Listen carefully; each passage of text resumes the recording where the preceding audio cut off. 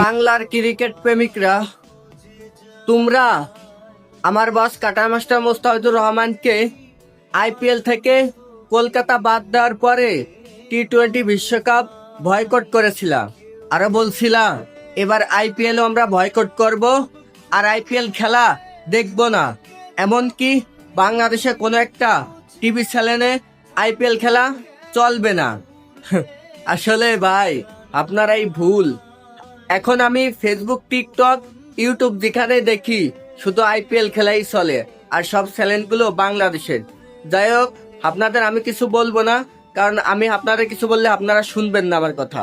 তো আপনাদের কি মনে আছে আমার বস কাটা মাস্টার মোস্তাফিজুর রহমান আইপিএলে সিন্নার হইয়া কলকাতার বিপক্ষে তিনার 6 বলে যখন 7 রান প্রয়োজন ছিল আন্ডার রাসেলের বিপক্ষে, তখন তিনি বল কইরা 6 বলে মাত্র 4 রান দিয়া চেন্নাইকে এই ম্যাচটি জিতেছিল।